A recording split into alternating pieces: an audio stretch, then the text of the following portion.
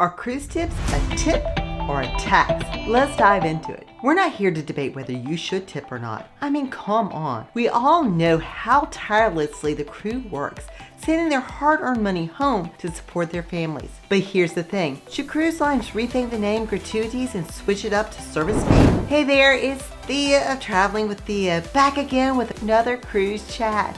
Now, I know tipping is very personal, and I want you to do you. But in our house, prepaying our gratuities always sparks a debate. Tipping is one of those topics that can stir up quite a discussion. Some folks swear by it, saying it's crucial to recognize good service. Others think it's unnecessary, or worse, unfair. And many cultures don't believe in it at all. But let's get to the heart of the matter. Are these so-called gratuities really just another sneaky tax? I'm all about snagging the best deals, and it's no secret that cruise lines often keep their fares low by banking on these tips to bridge the gap between what they pay their staff and what they actually need to live on. Remember the good old days, like 2 decades ago, when tipping was a whole different ball game? They used to hand out envelopes, each labeled with a crew member's position and a suggested amount. Then, come the last night of the cruise, you'd slip some extra cash in to show your appreciation. I kind of miss that personal touch, you know? Fast forward to today, and things have changed. On most mainstream cruises, tips aren't included in the fare, and there are several methods for paying them. There's prepaid tipping, where you pay your gratuities upon booking your cruise. There's automatic gratuities, which is added to your bill each night. And there's the option to remove the cruise tips and tip in cash. Let's talk about automatic gratuities, the most common choice. Picture this. Every night, a set amount gets tacked onto your bill, then divvied up among the crew. On the screen, you'll see the varying charges each cruise line imposes for tipping rates.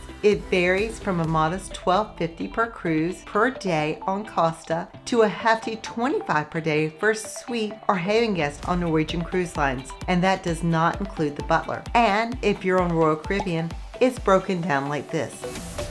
Now let's talk about the options that are probably the least popular. Going to guest services and nixing the automatic gratuities. Some folks prefer this route so they can hand out cash directly to the crew members who really knocked it out of the park.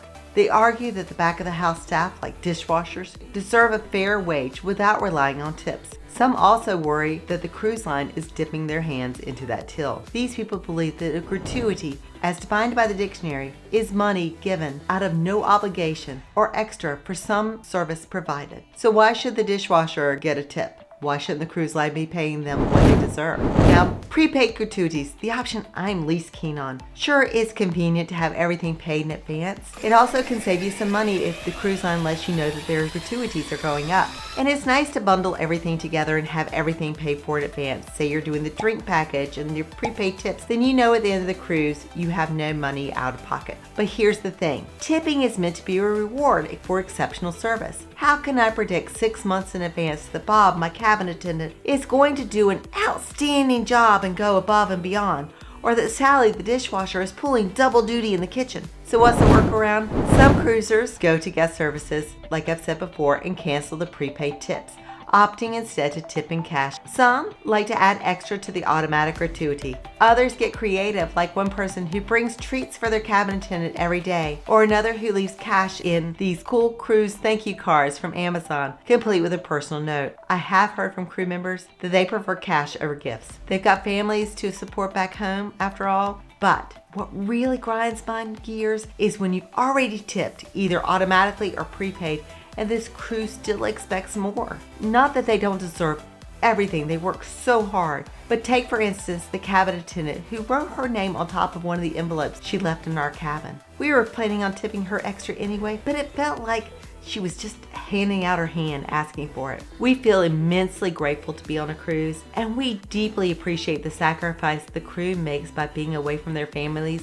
for extended periods. I can't stand being away from Mr. Traveling with Thia for even a weekend. So we strive to be as generous as possible in showing our gratitude to the hardworking crew members. So where do you stand on tipping?